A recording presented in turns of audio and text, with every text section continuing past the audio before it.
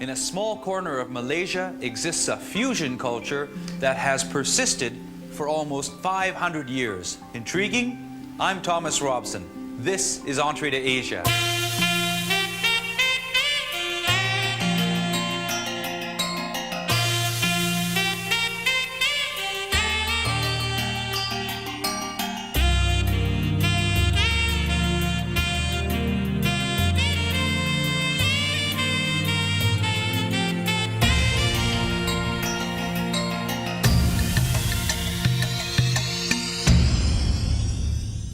People talk about this idea of fusion cuisine or New Asia cuisine as something recent.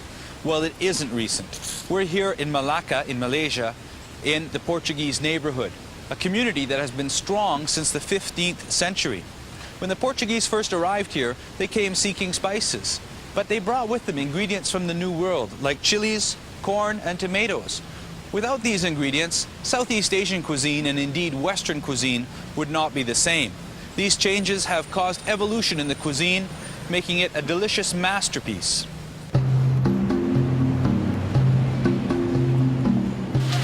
The Restaurant de Lisbon in Malacca is steeped in history. An excellent example of the determination of the Malay Portuguese community to keep their culture strong over the last 500 years. The Restaurant de Lisbon continues to serve traditional Portuguese dishes that have slowly evolved over the centuries to become the classics of this historic culture.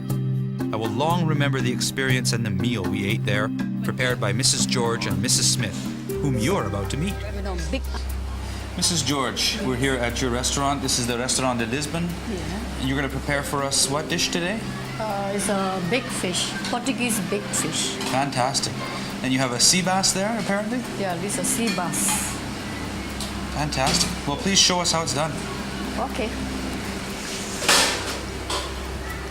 So you cut it this way.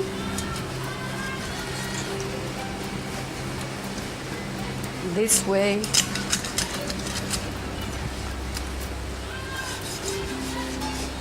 And this side. Another side. So basically, you free the fillets from the bones. Yeah, from the bones. So we open it that way. Okay? Aha. So it's that way. Okay. So now I have to prepare the foil. So you put the banana leaf on top of the foil, and you put the spices here. Now, what would you say is the most important ingredient in this rempa? The rempa is dry chili. Uh-huh. Dry chili and shrimp paste and onions and candle. You know the candle wax? Candle nut, kamiri, You know yes. the candle nuts. And there's you know the solai. The lemongrass. The lemongrass. Yes. Okay. Fantastic. This all blend together. So we have to put this. Then you put the oil. Now this is no ordinary oil, right? This looks like it has a heck of a flavor to it. This oil, there's a chili, you know. Uh-huh. Chili. So you heat the oil up, put in the fresh or the dry chili? Yeah. So the thing comes the color. Okay, so the dry chili goes in and takes the color into the oil. Beautiful. So you put it in this position. Wow. Okay. So you put this on the top. Just to cover the fish.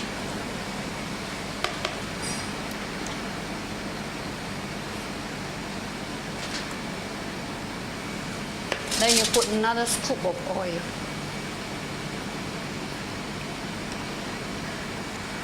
When you put the oil, it depends the size of the fish. If smaller fish, you put less oil. Okay. If larger fish, you put more oil. And now comes the wrapping. So now it comes to the wrapping. Now, when we think about the making of the rempa for this sauce, the dried chili makes sense. Excuse me. The Portuguese would have traveled with the chilies on board the boats, and of course they couldn't have kept them fresh for any length of time at all, so they would have had to have traveled with dry chili. and then introduce the chili seeds to the New World Yeah. and to the spice plantations. Okay. So it's ready. This is ready. So when we put it in the pan there to bake it. Fantastic. Well, let's go out and do that. That sounds Yeah. great.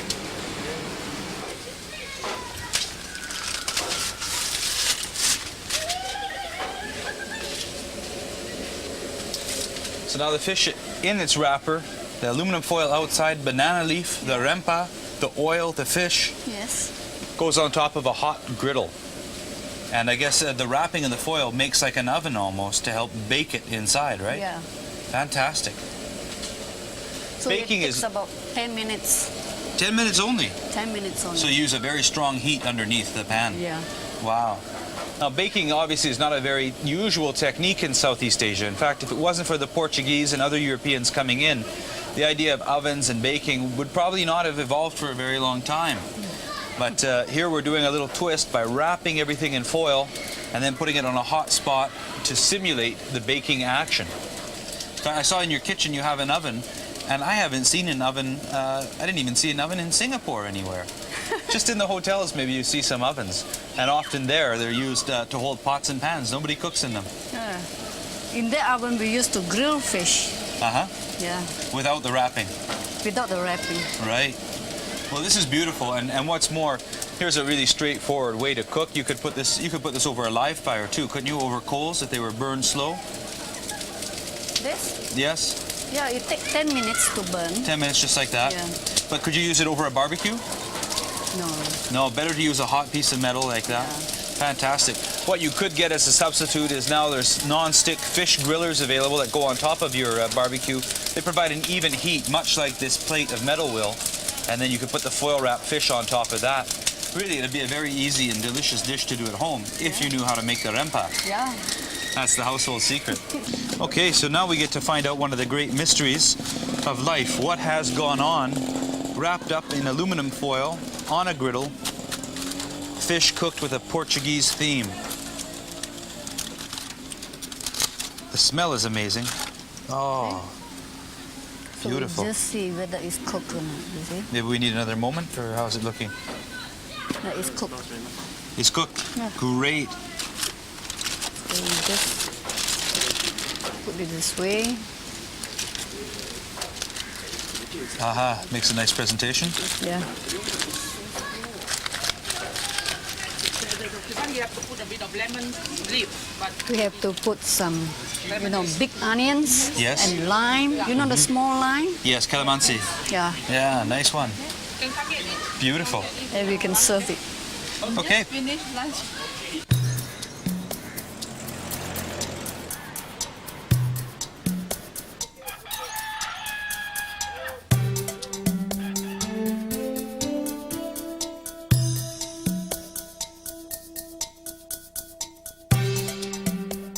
We've come to an important cultural crossroads here in Malaysia. We're in the old Dutch sector of Malacca. A really good place to experience the melting pot effect right at first hand. Here we can see evidence of the Dutch, the Portuguese, Chinese, and Malaysian cultures all coming together to create what is often referred to as Peranakan or Straits culture. This is a must-see stop on any trip to Malaysia.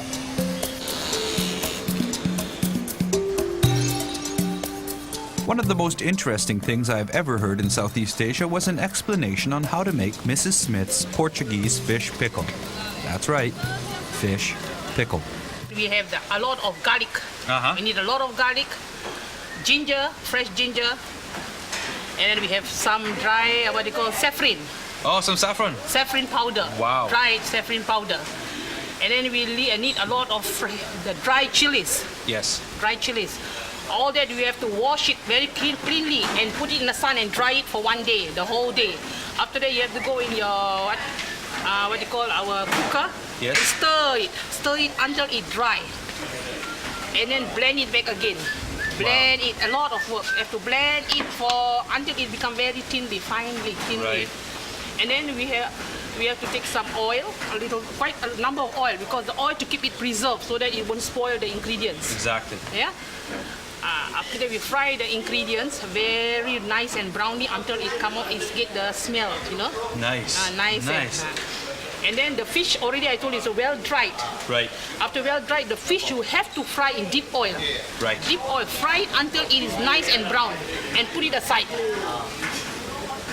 And then the ingredients is already all nice and fried. Then you mix together the fish With the oil with and the oil and spice. boil it with some vinegar and sugar. Boil it until it's thickened. Nice, very good. So This is Mrs. Smith's fish pickle, and it has one of the most amazing tastes of anything I've ever had in Southeast Asia. It's really got a Portuguese Yeah, flavor. this is a very The saffron, the mustard, the vinegar, amazing, and the pickle tastes so good. This can do even if with mango also. Oh, With, nice. mango and fish. And then another type of mango is called a small mango. It's called Romania. Okay, And then we can do that also. a little one. Now here, let's break from, actually, let's go back to tradition. I'm going to eat this wonderful baked fish, Portuguese style, with bread. Since the 15th century, people here have been enjoying food with bread, with chilies, tomatoes, saffron, all these ingredients that just wouldn't have happened without the Portuguese and without the people here in Malacca maintaining their Portuguese traditions so wholeheartedly. What a treat.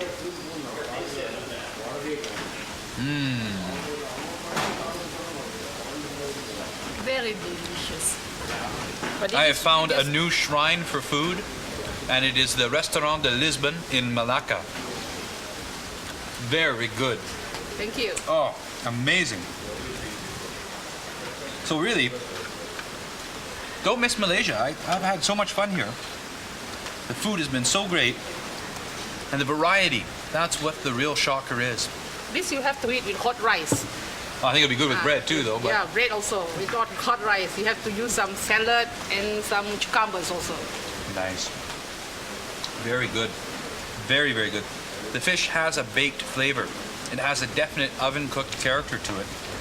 So different from the grilling and frying and sautéing that happens normally throughout Southeast Asia.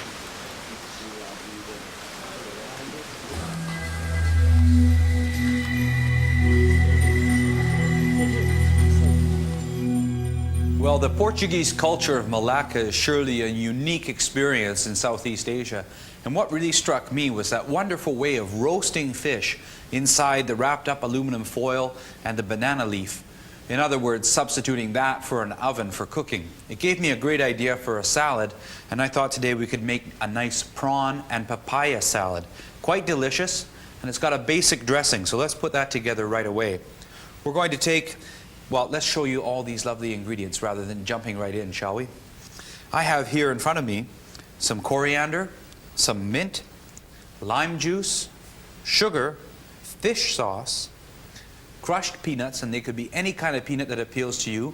I've got some garlic peanuts, but you could use plain salted roasted peanuts. Whatever appeals to you is fine.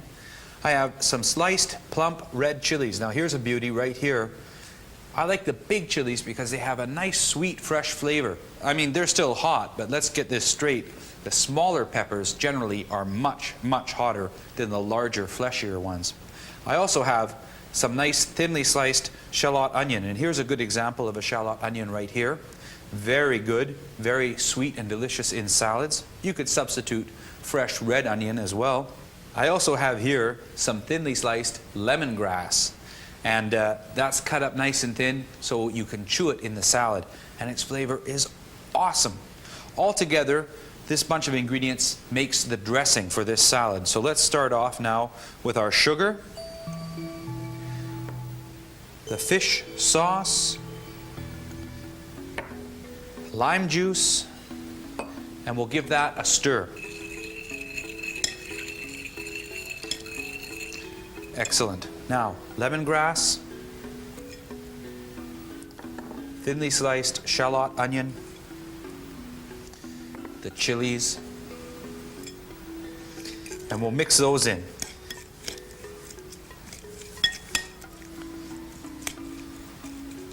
We want to mix the salad dressing ahead of time so all the flavors can come out of the lemongrass, the chilies, and so on, and blend together with the fish sauce, lime juice, and sugar. And now we can add some fresh herbs. I'll take this lovely mint, and the coriander leaves, and I'm going to coarsely chop them together. And when I speak about coarsely chopping, this is what I mean. You can grab up all the herbs, sort of roll them gently into one bundle. This makes them easier to work with. And then simply, carefully, and you don't need to rush, cut them into fairly large slices. Think of almost like you're cutting a roll cake into portions or servings, just like that. And that is lovely, fluffy, coarsely chopped mint and coriander, suitable for a salad. We'll scoop that all up and put that into our salad dressing, and we'll give that a little toss. So it's not it, but the flavor of the coriander and the mint can also combine into this dressing. We're going to hold back on the peanuts for the last minute, but we can certainly put in some delicious, sweet, ripe papaya. Whatever you can find in the store, as long as the whole fruit smells delicious and aromatic and appealing, go ahead. Don't forget to, don't be shy. Ask the people at your grocery store or at your fruit store, how to choose a nice, sweet papaya and if they have any available. Most often, they'll be glad to show you what is there and how to choose a nice piece of fruit. You don't have to use papaya. You can also ask your grocery folks to help you pick a nice sweet pineapple or any other kind of fruit that you think would go nicely in this salad dressing once you taste it, and along with the shrimp that we're going to prepare. Now, up to this point, you can prepare this salad ahead, wrap it carefully with plastic wrap, and then put it into the fridge for a few hours to chill.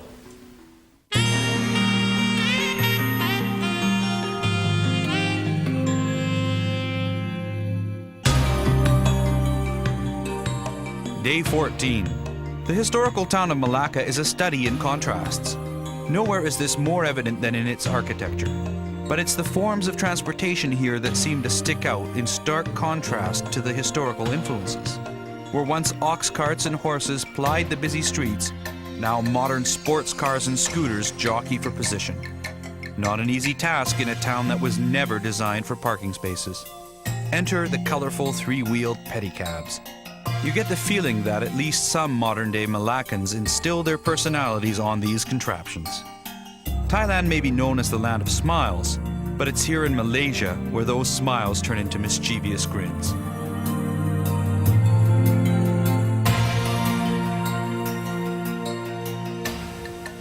Well, our salad base is put together, and here's a little idea. You can always add different kinds of foods to this salad. I mean different kinds of meat in particular. If you have an allergy to shrimp, let's say, well, why not throw in some freshly grilled chicken or some nicely grilled beef? Anything really will do. You can even make a vegetarian version, and it's delicious just on its own. But this is exciting here. We've got some shrimp, and we're going to roast them in this aluminum foil. If you can get heavy-duty aluminum foil, well, you're already ahead of the game. I'm using today 3 sheets of aluminum foil, and they're all shiny side up towards me. This will be the inside of our package. What we need to do is to oil this a little bit, and I'm going to put on a little bit of oil, about a tablespoon or so. Whoops, that's it exactly. Then we're going to take some shrimp. I've got some lovely large tiger shrimp here, and they've been prepared a special way. They've been peeled, we've left the tails on for a lovely presentation, and we sprinkled these tiger shrimp with about a teaspoon of salt and allowed that to sit for 10 minutes.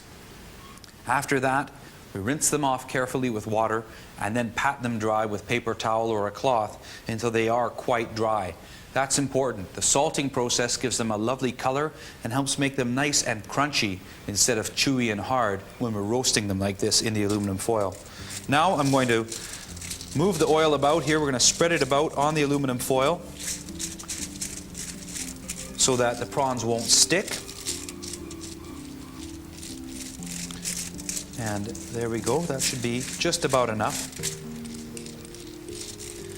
Yep. And we'll put the prawns on the foil. Just over to one side in this case, because we're going to fold it over and make an envelope out of this foil, a package. And let's spread the prawns out a little bit.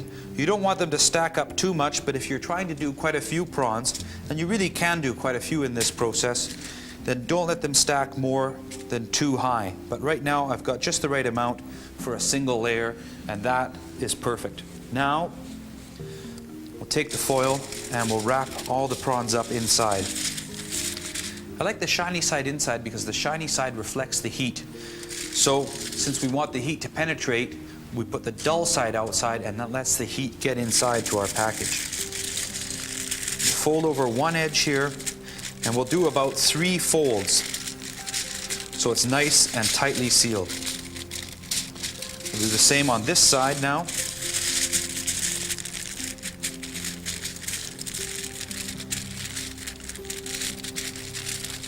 3 folds, and finally at the front. You can shake the package back a little bit so the prawns slide down so they don't get in the way of a good solid seal. In this process, the steam from the juice of the prawns adds as much to the cooking as does the direct heat, because we're going to place this right over a gas burner. You can do this on an electric stove, but the electric stove tends to eat away at the foil, so you need to use a little bit more, and sometimes it leaves a marking on your burner. So although it's successful and it smells great, I wouldn't risk damaging your electric stove unless you already really had a beater of a stove. You can do this over charcoal, however, and that's absolutely wonderful. Be careful putting this down. Be gentle. Don't let your fingers scorch. This is a wonderful way to cook shrimp because what it does is as they roast in the foil, all the juices are retained. They can't drip away and they can't steam off into the air. So we get a lot of nice roasty shrimp flavored liquid that adds into the salad dressing and gives this dish such a unique flavor. So here we go. We'll just bring this a little bit closer. We've got the peanuts ready to add at the last minute. When you're cooking shrimp like this, you want to leave them for about 1.5 minutes on one side and then 1 minute on the other side. That's because these are larger shrimp. Now if you want to go with something smaller, use a few more, but smaller shrimp, well then bring it down to 1.5 minutes. Don't be afraid to experiment, try it out. If they don't come fully cooked the first time, well you can always finish them off in a frying pan very quickly, and eventually you'll get the knack for it. But believe me, this is a very simple and actually quite a forgiving way to cook. What I mean by forgiving is don't worry about them getting too tough. So now we're ready to be able to turn this over. It's starting to puff up, and when it's really cooking, it'll puff up like a big balloon. So watch out. Turn this over carefully. Here we go. You can hear it sizzling. That's wonderful. And today we're going to serve this on some lovely tea leaves here. They're dried, and I don't mean tea the drink. It's like an exotic plant that's used for all kinds of Southeast Asian cookery, mainly wrapping. Any kind of leaf will do for an exotic serving. Why not look for some frozen banana leaves in a Latin American or Asian grocery store? These are puffing up nicely. They're just about done. I'll get a slotted spoon ready for serving.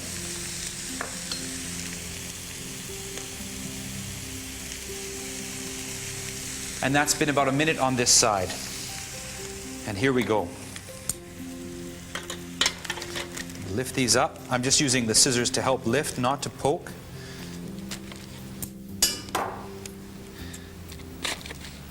Now be careful, this is warm, and especially with the cutting, don't put your hand right over the hole you've just cut because there'll be steam coming out of there for the next moment. So just turn it around, work safely. The aroma is unbelievable. This smells like roasted shrimp. It's almost impossible to recreate this cooking process any other way. And look at that. That is marvelous. Here we go. I'm going to open up an edge so we can get all the lovely juice out as well from these shrimp. And let's look at that. All wonderful roast shrimp juices and flavors. Here we go. We'll put this down. Let's mix up this salad now. Oh, so nice. Get everything mixed up. And we'll serve it out onto this platter covered in leaves. Just like that. There's a good starter. One more chili on top. And there you have it. So good, so exotic, and unique to boot.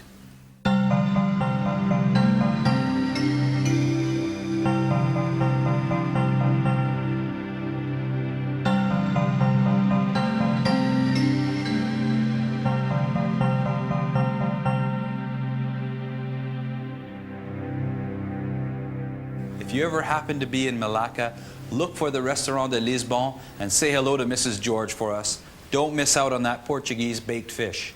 And if you see Mrs. Smith there too, well, you have to try her fish pickle. It's great. I'm Thomas Robson. More discoveries next time on Entree to Asia.